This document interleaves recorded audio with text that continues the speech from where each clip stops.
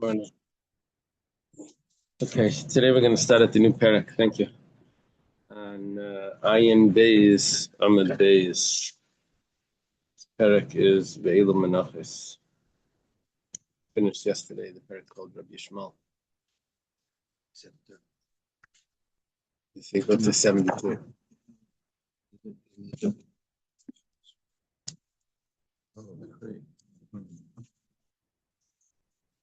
Okay, thank Hashem that we're able to learn Torah every day. In the course of our learning, we should have the best of English immediately. It starts like this. Ve'elu Menachos Nikmatzes V'shireyim L'chayin.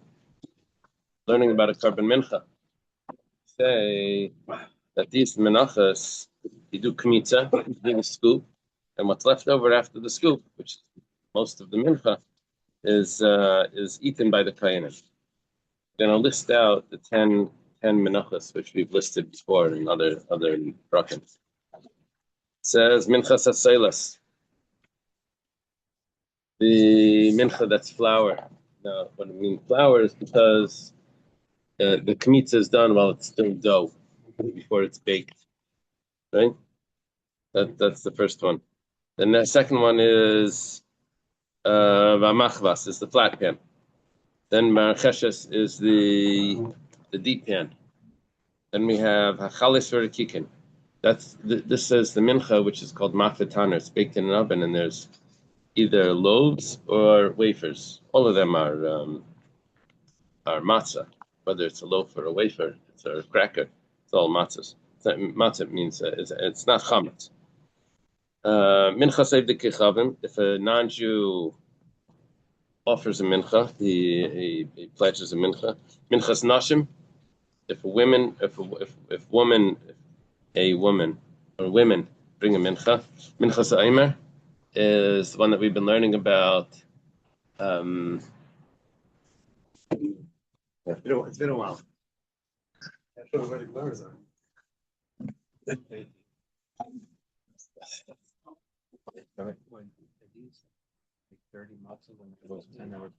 No, that's the carbon taida. It's not the carbon taida. This is other menachas. And then minchas minchas nashim, minchas aimer is the barley which is brought on the second day of Pesach. Minchas chayte. This is if a Jewish person does a sin either by swearing falsely or by entering the temple impure, and he can't afford to bring the animal sacrifice or the bird sacrifice. He ends up bringing a carbon mincha. Minchas kanayis is the mincha of a saita. Okay, how many did we have here? 10. 10 menachas, 10 flour offerings that the kayan scoops out a 3-fingerful scoop, and then the remnant is eaten by the kayanim. Reb Shimon says, minchas chayte shel kayanim nikmetzes. Karav kaimetz la'atzmei v'sherem kiv la'atzmei. Shimon has an interesting opinion. He says that the rule is that by a kayan, when he brings an offering, it's not eaten. We had it in this week's parsha. Kol minchash is kolol tia. If it's brought by a kayan, if it's a kayan's not brought, if it's offered by it, if it's pledged by the kayan and donated by the kayan, it's the kayan's own mincha, then nothing of it is eaten. So comes along Reb Shimon and says, even though nothing is eaten and the whole thing is burnt, but nevertheless you still do a kmitza. Now usually kmitza means that you take out a scoop and then you put it on the altar and the rest is eaten. Over here you take out a scoop, put it on the altar, and you burn the rest on the altar. Remember Shimshon Staff?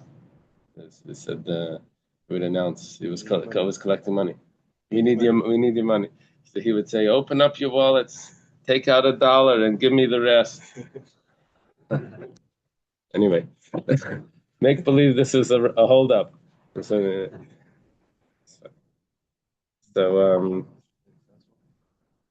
I think so.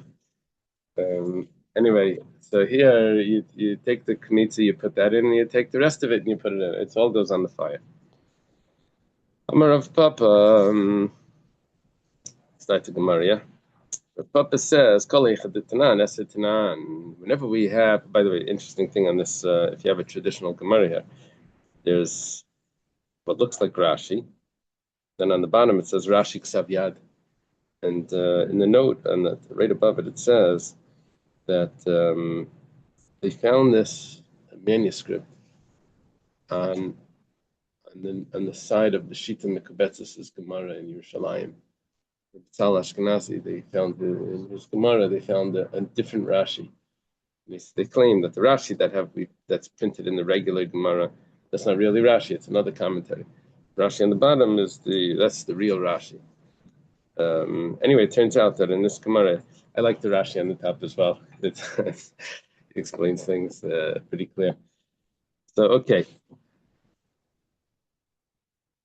So Rav Papa says like this: whenever we find this list of menachos in the Mishnah, so there's always 10. So we had two interpretations of this because we've had this Gemara before. One interpretation was there's always 10 loaves. Whenever it says in those chales in Rikikin, there's always 10 loaves. So it comes along, says, my Kamashwan, what's your Papa saying? The second pshat is there's always a list of 10 types of menachos. It says, Lafukim Reb Shimon, the Amar, Reb Shimon says, Mechza chalas mechza Rikikin Yavi. There was one of the menachos was called a minchas mafetana. It was baked in the oven. Now, we divided that up into two different types, loaves or crackers, thicker or flat. So if you brought the loaves, then you brought 10 loaves. If you brought the crackers, you brought 10 crackers. Comes on Reb Shimon and says, no, not necessarily. You could have 5 and 5 as well. That's one interpretation. Another interpretation of this Gemara, so what's Rav Papa saying is La Fuki Reb Shimon, not like Reb Shimon, not like Reb Shimon says 5 and 5, but it actually needs to be 10. That's the other interpretation of this Gemara is that what Rav Papa is saying is that normally when you list this out with the mincha of the non-Jew and the silas and of the women and all this, you count it out, there's 10. La Fuki Reb Shimon, that says that there's 11. Because according to Reb Shimon, you can get one that's 5 and 5, which is a different sort that combination, chocolate and vanilla together, right? So that's another type. That's a whole other type, and so that would be 11. Lafukim Reb Shimon. Mashmalan Delay. Our Mishnah is coming to tell us, or Rav Papa is coming to tell us that no, it's always 10 or either 10 like this, 10 like that, whichever way you want to learn it. Okay. Yeah. So Rav Papa's coming to tell us, not like Reb Shimon, not like Reb Shimon. Reb Shimon's not mentioned in the Mishnah. There's Reb Shimon in the Mishnah, but he's not talking about this. Reb Shimon in the Mishnah is talking about how you bring a carbon of a kayan, that you do the right. Another opinion of Reb Shimon that our Mishnah is rejecting. Yeah. Okay, shiurei on the kayanim. The remnant of the mincha after the kmitza is done goes to the kayanim. Minalan, how do we know that it goes to the kayanim? Now, the Shita Mekubetzes adds in the second minalan. Minalan, you're asking a question. From where do we know? The ksiva, like ksiva, harik ksiva, zeis mincha, kavisa b'nei yarmer. He says, it says, why would you even ask this question? That's how Jewish people answer questions. You're asking a question. Why are you asking the question? The kids were sitting outside on I'm throwing out some couches, my old couches. And outside, they're sitting on the couches looking at the cars. So car drives by, says, "Why are you kids sitting out here?" So he says, "Why not?" So the guy says, "I said that's a good answer." He drives off. I don't know who it was, but they came in to tell me that someone. Okay. So you're asking a question? Why are you asking a question? Either it says it in the Torah, good, and if it doesn't say it in the Torah, so it's as if it said it in the Torah because we have a law. It says the pasuk says it's which compares all the menachos together. That mincha. Oh, why not? You can't say why not too. Why? Yeah.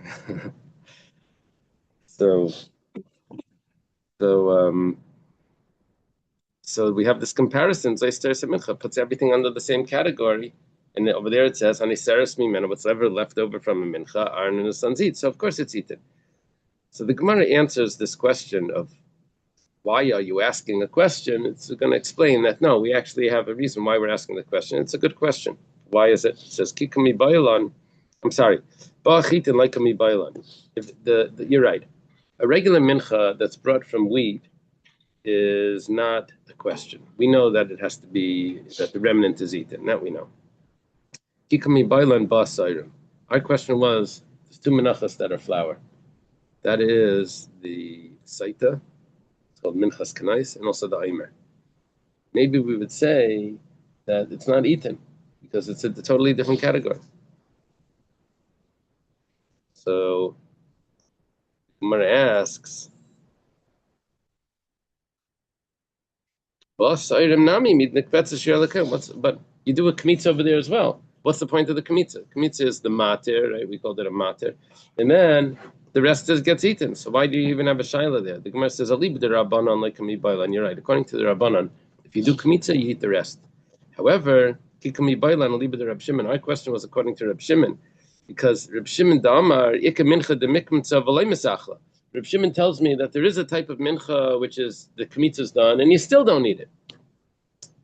Once you set a precedent like that there's sometimes you don't need a mincha. Which mincha was that? If the kayan brings a mincha, where you do kmitza and you burn the rest anyway, so now you set that precedent. Now I don't know what's going to be by a mincha of barley. Reb Shimon, like Reb Shimon says, minchas chayte shel kayanim. If there's a sin offering of kayanim, now of course that's a wheat offering. It's wheat. That's not barley. But a kaimitz karav latzma, Ephraim karav latzma, and that both of them are offered onto the altar, both the kaimitz and the remnant. So now, minalan, how do we know that what's left over from a barley mincha is also eaten? Maybe we would say that according to Reb Shimon, the kmitza on a barley mincha is done, and then the rest of it gets burnt. So Chizkiya, for this we need a teretz. We need to explain what's the source that the barley mincha is also eaten. It says, Damakra, we call mincha blula b'shemen v'chareva l'chol b'nei arantiyah. It says any mincha that's mixed with oil, or if it's dry, to the sons of Aaron it shall be. Now, this pasuk seems to be unnecessary. We don't need this pasuk because I have another pasuk that says whatever's left over from the mincha they eat, the Aaron and the sons eat. So I don't need this for a mincha from chitin. So Tinei Inyan lebulur shel ser. So I'm going to use it for the one that's mixed with oil of barley. That would be the aimer. I also don't need it for the dry mincha of chitin, which that would be the mincha of a minchas chatas, minchas chayte. So Tinei Inyan shel serim. I'll use it for a minchas kanais, which is the saitas barley offering, which is offered dry without any oil in it. And it's coming to tell me that even though it's barley, and even according to Reb Shimon that holds sometimes the kmitzvah is still burnt, comes to tell us over here that l'kol b'nei arantiyah, that it belongs to that the kayanim eat the remnant of a barley mincha. Basically, what we just learned is the concept of im eina inyan. It's not relevant for what it was talking about. We'll apply it to something else that we didn't know about. Yeah.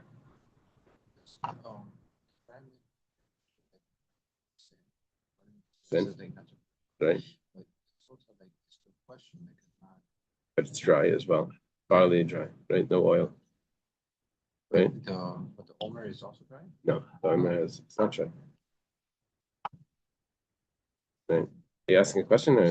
I was wondering why it's not a sin. It could be that she didn't do the sin. Why is it already taken dry? If it was a sin.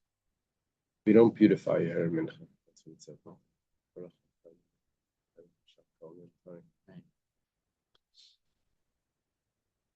Okay.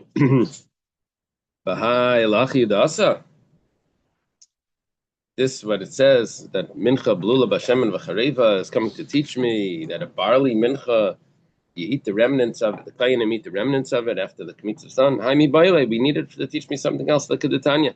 You have a brisa that says, how do you know that the kids do business with in school? You give me this snack, I'll give you that snack, and at the like get the candies after the ofra. It's a lot of business going on. It's already you see the beginnings of the future balabatim in the show. The trading and things. Anyway, in the Beis Hamikdash as well. So how do you know where you're not supposed to tell one kohen? He says, "I'll give you. Look, I'm on a Atkins diet. I only eat meat, and you're a vegetarian. You only eat the thing. How about you'll trade? I'll take all your meat, and you take all my minchas, all my crackers and stuff." How do you know you're not supposed to do that? It says over the Ishkachiv, it says that it's supposed to be divided equally, and it's divided up. I mean, afterwards, after it's divided up, I guess you don't have to eat it. You can give it to whatever the case is, but the actual division has to be done originally properly, that everyone gets their portion. It's sort of like the takeoff on the plane. So first you have to sit in your seats, in the designated seats that they give you. Later on, you can check on that. So Yachal, Menachos Menachos. Maybe this is only dividing the mincha with the splitting the mincha opposite the zevach, that you take all of this and I'll take all of that. It's like because those are very different. Because a mincha and a zevach, a mincha is a flower offering, and the zebach is an animal offering. Those are there's a big distinction between them. But maybe I could exchange a mincha for a bird, because sometimes a person has to bring a bird and he can't afford it, so he brings the mincha. If he has to bring an animal, he doesn't bring a mincha. If he brings an animal, then he would bring a bird. If he can't afford the bird, then he brings the mincha. But we see that the mincha is exchanged for the bird, so maybe that because that's closer, you are able to exchange it. We say no. Anything that's in a deep pan, it goes to Aaron and his sons, which means that it has to be divided properly. Maybe that's not supposed to be exchanged, because one of them is flour and one of them is blood. But maybe we could exchange birds for meat. Maybe someone says, "I don't like red meat, but I don't mind eating chicken." It's not chicken; it's doves and turtle doves. So I don't mind that fowl, right? So Talmud Leimar Val Machavas L'Chol Bnei Antiyah. No, so it's so similar. It's all blood. It says no. This is again a Inyan, that it says that for a flat pan, it should be for all of Aaron's sons, which means, and it's not necessary for the flat pan because we already learned that by the Maseches. So it's coming to tell me that the birds and the animal sacrifices cannot be exchanged by the Kohanim.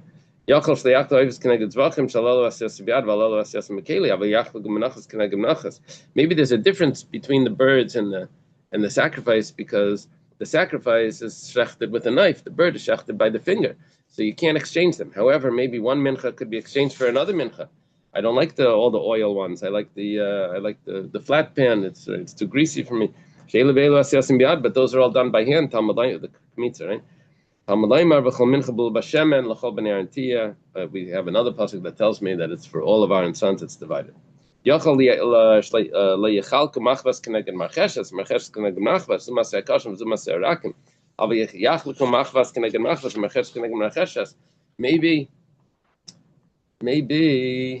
I'll say, I'll take the machavas this morning, you'll take the machavas this afternoon, and instead of dividing it evenly.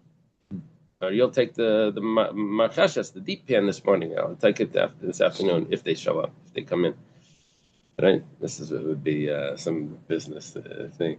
And it says, I'll let you take the morning ones, and I'll get the afternoon ones. Thinking like, will it come in the afternoon? Will it not? Someone's going to lose out here. So it says, no, everything gets divided evenly. You cut it up into small pieces. Everyone gets that amount. After it's divided, then they make a swap. Yeah, after it's divided. But first they have to get their portion. Okay. Yachal, everything that we were talking now was all kachik kachim, was holy of holies, birds or mincha or animals. But maybe those of lesser holiness, for example, a shlamim or a taida.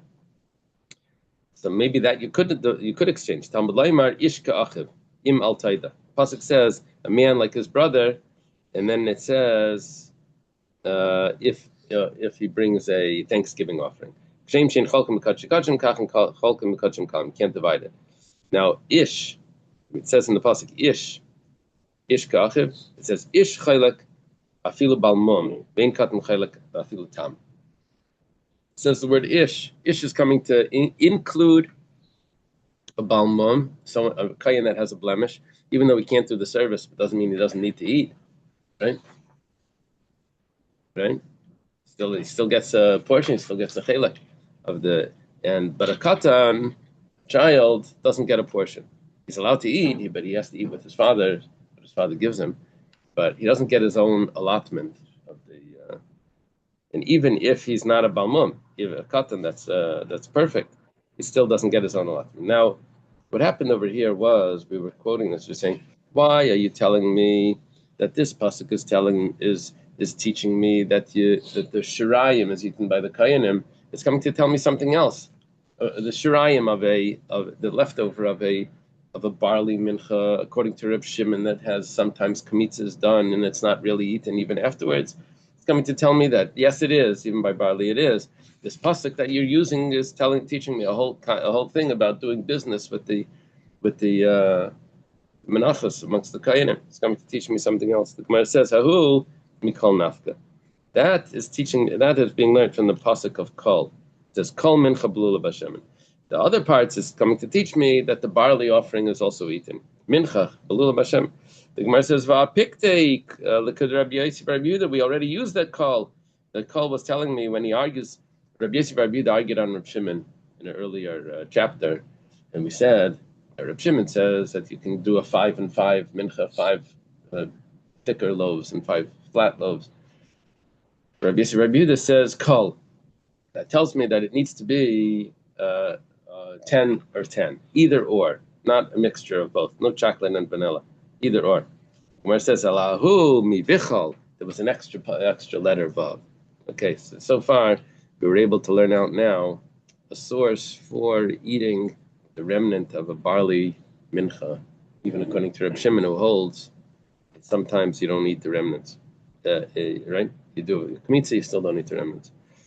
Ravina is going to give us another source that a barley mincha is eaten. The remnant is eaten. The two barley menachos are the Aimer and the Saita. Ravina Amar Asimi, the Tani Levi. We're going to learn it from what Levi taught. The Tani Levi. Levi is a student of Rebbe. Right?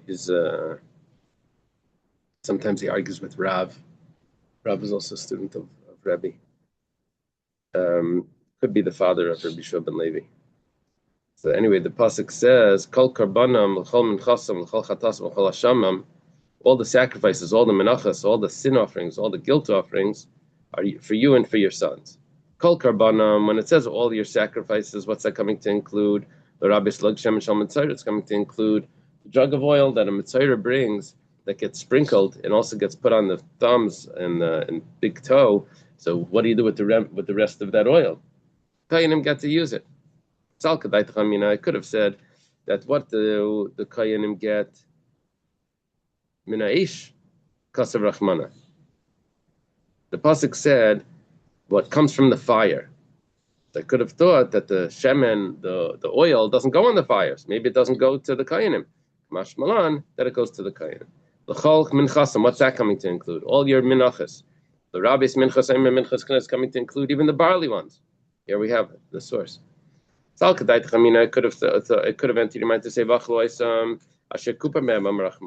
you'll eat, the Kainim will eat from the menachas that bring atonement. The Omer doesn't bring atonement. It's just the matir of the new grain.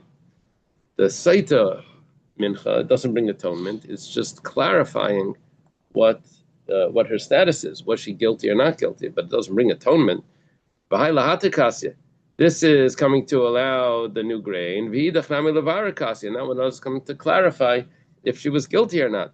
Kamash Malan, so the pasuk comes to tell me that it's also eaten by the kayanim, and that would be the source. We don't stop here because the brisa continues. All of the sin offerings, Rabbis Chatasayif, coming to include also a sin offering that's a bird. I could have entered your mind to say nevelahi.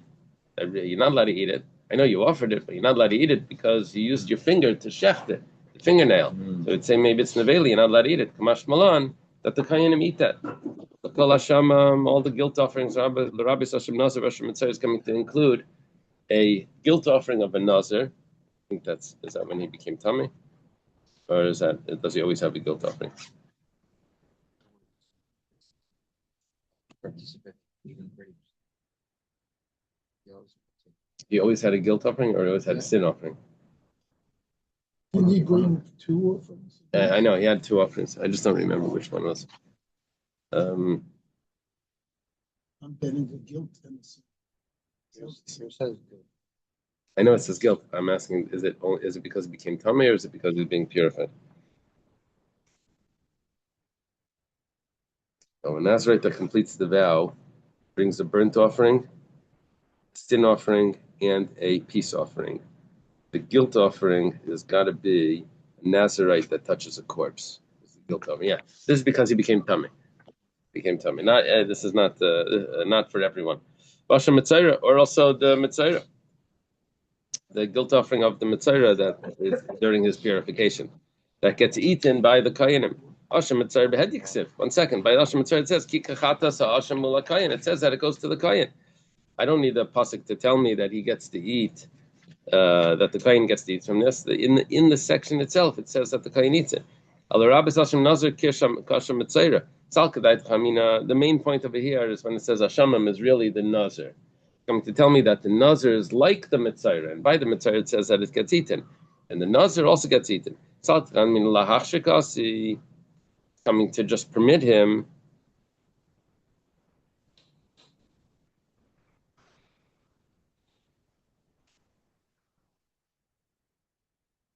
to get a haircut and to become Tameh. The Nazir, right? It doesn't mean that it's going to permit him to restart. It means it's going to restart his.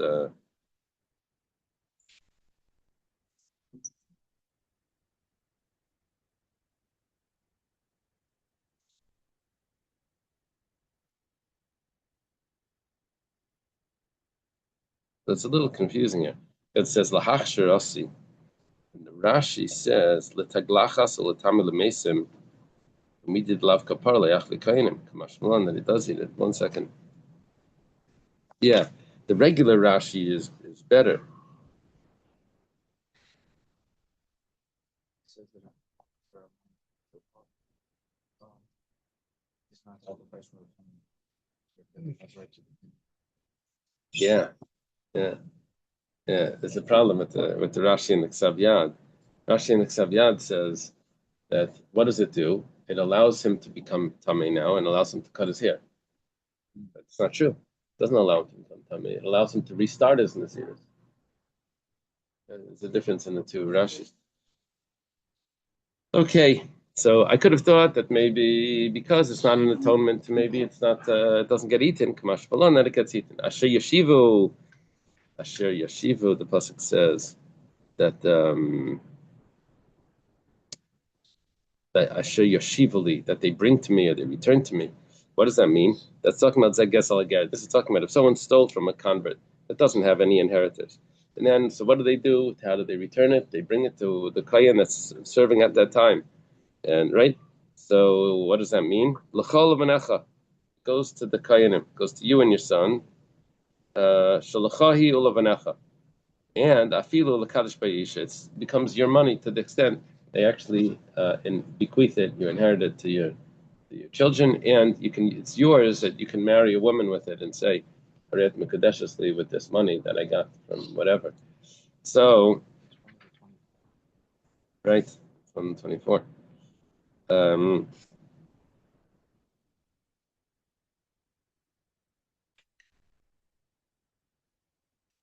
Talking about all of the a Kayan can marry a woman with all of the things that he has. Give it to his. It's like the people who collect.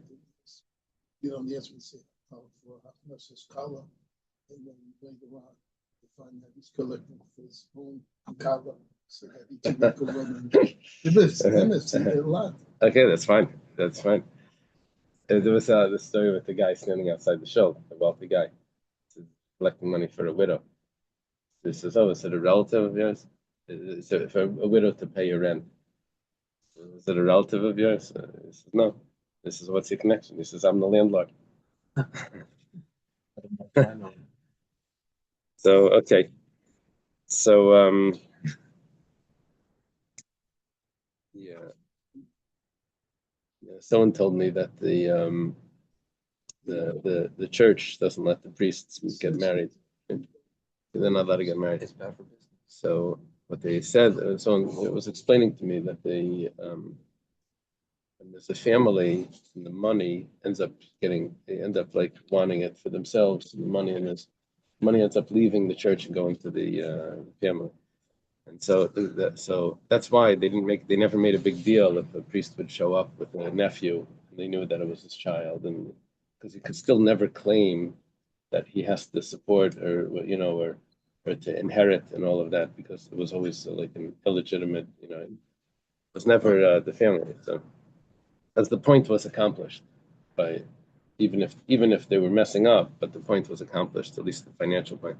Okay. Have a good Shabbos. Amar Rav Huna. Rav Huna says, returning the page, yeah? Shalmei Avidas Kichavim Oilos. Whenever a non-Jew brings a karban, it's always going to be an oila. Even if he gives it as a peace offering, but it ends up turning into a oila, we bring it as entirely burnt. It doesn't get eaten. Well, yeah. Now, Iba Yasema Svara. Iba Yasema Kra, Iba Yasema Svara. Could be this is from a pasuk, could be it's logical. Iba Yasema Svara. Ramesh, you see how it does that? It says the second one first. If you want, you could say it's logical. Now, I don't have the full explanation here. Maybe there's in the comments. So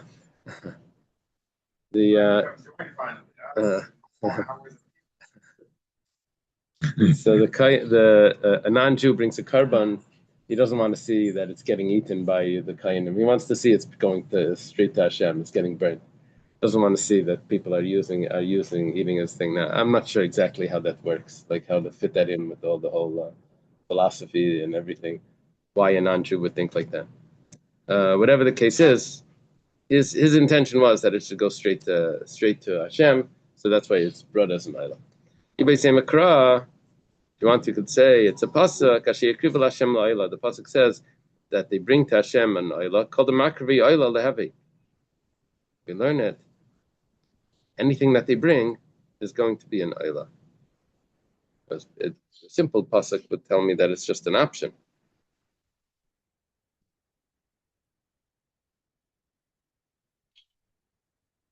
It's coming to tell me that no, it's not the option. It's everything that they bring is always going to be an ilah.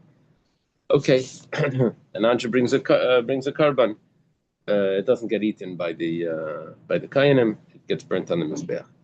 Master Rav Chama Bar Guria. Rav Chama Bar Guria asked the question: "I would come shisnadav lav yishlamim nasn Yisrael eichlan nasn lakayin eichlan." But non-Jew pledges peace offerings. If he gives it to a Jew, then the Jew eats it. If he gives it to a kayin, then the kayin eats it. What are you talking about? We just said before it doesn't get eaten and it goes on the mizbeach. Amar Rava explains that this is what it means. Al menashi iskaper bem Yisrael eichlan. Al menashi iskaper bem kayin, then kayin eichlan. Over there, he wasn't giving his own karban. He was just giving an animal for his friend, either a Yisrael or a Kayan, to be able to bring his own sacrifice. It just came from him. The money came from him. It wasn't the non-Jew's karban. It was the Yisrael's karban that he got it from the non-Jew that was offering it, so that he should be either atoned or the Kayan should be atoned. Master Rav Shizvi. Ela menachas nekmatzis v'shreim l'kayanim. The following menachas are the kmitz is done, and the remnant goes to the Kainim. Why did the non-Jew give him money? Was it he owed them the money? No, he pledged the karban. He says, "I'll bring a karban for you." So he gets a Swiss for that on his level. The non-Jew? Okay, actually, he's giving the schus over to the non-Jew didn't need the atonement. The Jew needed the atonement. The non-Jew says, "Let me bring a carbon for you." But does he get anything for the day forward? He's a nice guy.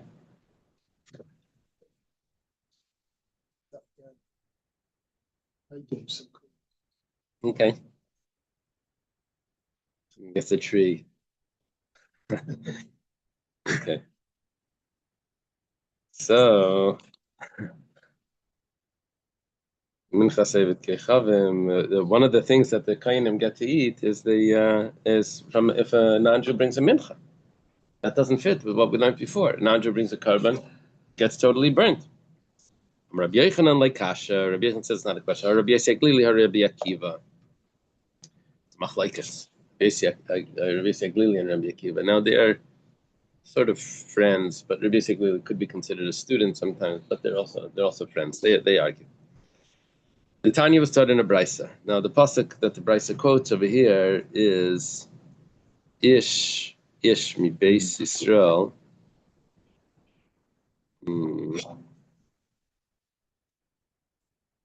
Yeah. Ish mi Beis Yisrael min ager b'Yisrael sheyakriv karboni l'chol nedreim kol nedvaisim asher yakrivu Hashem la'olah. It's a pasuk that we were quoting before, but it means any man of the house of Israel or from the stranger in Israel that will bring a sacrifice for all his vows, all his donations that he brings to Hashem as an oila. So we go through this pasuk. It didn't have to say ish. It could have just said ish. Matam alaymer ish. Why does it say any man? Ish, any man. The rabbi said the kechavim, it's coming to include a non-Jew as well. And when it says Adam, it means a Jew. Atem kriyim Adam. When it says ish, it's coming to include a non-Jew and exclude a woman. That's usually what it means. Why is that? Because Hashem created Adam in Adama, and that's prior to Judaism. So I would think Adam is not Jewish. I know. They think at least in the Chassidus, the word Adam is comparable to above. Adam Elyon. So that like neshama is the Jewish neshama. Yeah, I think so. Anyway.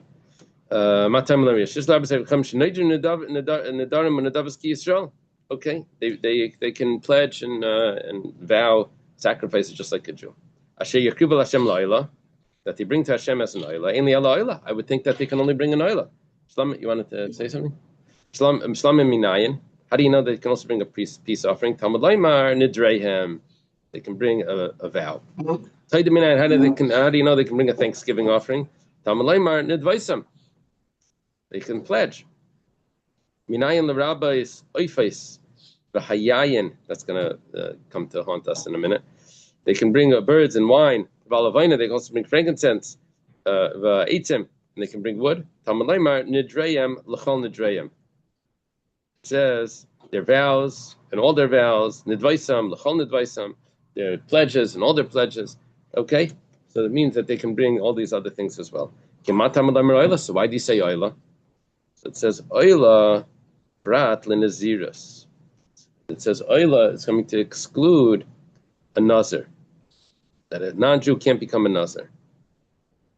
Now the nazir, at the end of his sacrifice, at the end of his nazirus, he brings an oila achatas and a shlamim. How does this oila exclude that? You can only bring an oila stam, but not an oila nazirus. Okay. Oila as a plain oila, but not an oilas naziris. Okay. That's the words of Divrei Rabbi Yisrael Glili. Rabbi Kiva says, "Akriv Hashem la'oila, ein li la'oila bilvad." Rabbi Kiva says they can only bring an oila. Very good. Now we have anytime we're going to have a contradiction over here, you can always say one that says that a non-Jew only brings an oila. That's Rabbi Akiva. One that says that he can bring more than that, that's going to be Rabbi Yisrael Glili. Where it says, "By pratlin nazirs mi'achanafka," you're telling me that we learned that a non-Jew can't be a nazir. You learned it from this pasuk. Mehasam nafka. We have it in another place. It says, "Darbel b'nei Yisrael, speak to the Jewish people. Martalim ishki yafli linder neder nazir lahazir." So speak to the Jewish people. B'nei Yisrael naidrim, v'einay v'tchav naidrim. And only a Jew is allowed to be. It says, Dabra b'nei Yisrael, speak to the Jewish people. What is it saying, speak to the Jewish people? That only they could become a Nazir and not a non-Jew. If it would only bring the pasuk of ish, then hava amina karban udaleilesi of Nazir's chalalayo.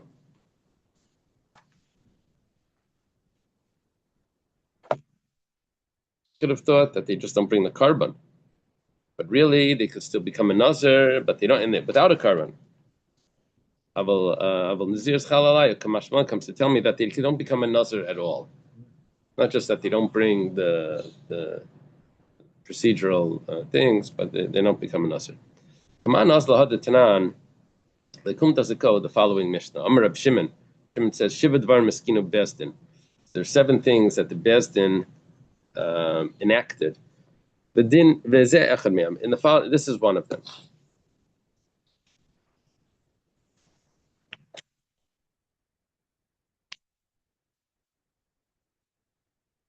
It was all listed there. If you find sacrifices, what if you find the animals? What type of sacrifice do you assume that it is? A bunch of things, but one of them is if it's all burnt, it's an ola.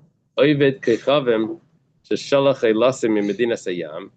That if a non-Jew sends his oila from a distant country, B'shilach ima nisacheh, he sent together with it the money or the value for the libations that come along with the sacrifice. Kravim mishalai, we actually bring it, we offer it. Imlav kravim mishal tzibur. And if not, we bring it from the community.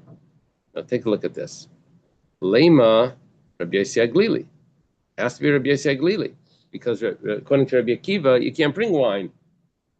Right? Lay Rabbi Akiva. The Gemara says, I feel tame Rabbi Akiva. No, it could actually be Rabbi Akiva. Oila b'chol chaverta. When he said an oila, he meant an oila with all the trimmings, with all the what's it called? All the accessories. All the accessories. Accompaniments. With all the accompaniments. It means it comes with the libations as well. Okay. Mantanalad the Taraban. Who taught the following? Why can it mean and he sent the money for the libations? No, but even if he sends the money, we don't bring this type of. If we don't say that the oila, that a non-Jew's oila could also come with the accessories, then we would say that even if he sends the money, we would just turn that money into an oila as well. If he can only bring an oila, and even if he sends money for something else, but that money that he sent, we would end up just saying, okay, so we'll use it as an oila. But here, we're using that money for wine, oil. That doesn't go with the ola? Oh, so now we're saying that when he said he brings an oila, you also can bring the things that come along with the oila as well, the accessories, oila accessories. Who taught the following brisa? It says, Ezrach, maybe Nesachim, maybe Nesachim. It says only a resident Jewish person brings the Nesachim. A non-Jew doesn't bring the Nesachim. Maybe if that's the case, a non-Jew doesn't bring Nesachim, maybe when he brings an offering, you don't have to bring Nesachim. You don't have to bring the libations with his offering. It says, yeah, you do. As such, kacha. As such, you have to bring it. So who brings it? I guess it's brought from the community. He doesn't send it, but we apply it. So Mani, who could that be? Rabbi Yossi Aglili. It can't be Rabbi Yossi Aglili, because Rabbi Yossi Aglili would say that he could bring it, could bring the Nesachim. Rabbi Kiva, can't be Rabbi Kiva. He says that he wouldn't have to bring it at all, I guess. If it was Rabbi Yossi Aglili, then why can't he bring the wine? Rabbi Akiva, if it would be Rabbi Akiva Amar Oila in Midechrin Aloi, would say only an Oila, but not something else. You can't bring the wine. You don't bring the wine at all. It would just be Oila without anything. Well, we already know the answer, as you'll see in a minute. But Rabbi Akiva. If you want, we can answer that it's either Rabbi Yossi or Rabbi Akiva. We have both options. Rabbi Yossi, well, we could say Rabbi Yossi Same Mehahi Yayin. What we'll do is we'll go back into this price. I told you before it's going to come back to haunt us. It says that we have, how do we know that you could also include that the non-Jew could bring birds, wine, lavaina, and eitzim tamlem nidreim l'chol nidreim. So in that, it says birds, we said wine, take the word wine out. Now, we're left with Rabbi Yossi that holds that a non-Jew can't bring the wine. How did we get the wine for that? So we have to bring it from our own. Or we could do Ibai same Rabbi Akiva, or if we can answer it's Rabbi Akiva, and like we answered before, Ayla v'chal chaverta, that the Ayla comes with all its accessories. Okay. Now Think of accepting wine. it can't be Mvushal. Exactly. Yeah. I guess he would just send. I guess he would just send.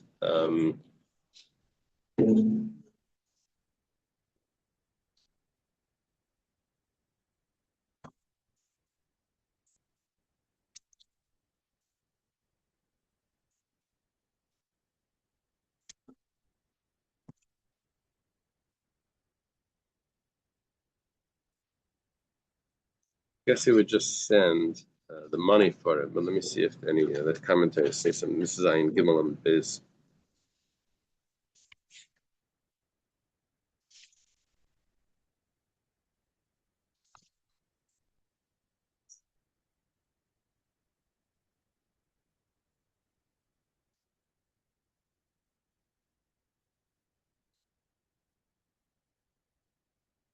What was your question? Says, how could the non-Jew bring wine? There's going to be a problem with the wine. I don't even know what the That Havamina was what I asked before. He No, just sends money, which we then can. What was So the I guess- Havamina? Why would you think a guy can bring wine? I didn't. I said for Not he you was sending personally. money for wine. Why would the Gemara think you the guy can bring wine? Yeah. So when it says that he brings the Nesachim, the non-Jew can send the money, send the Nesachim. So Rashi explains the money for the Nesachim. So they ask, why does Rashi have to say that? Let him send the Nesachim. The commentaries say that it needs to be tar. The guy wouldn't be neman on tum and tara. Yeah. Why don't they just say that he'd mess up the wine? I don't know why they don't answer that. I think that's the answer. Can't keep we bring money for the wine.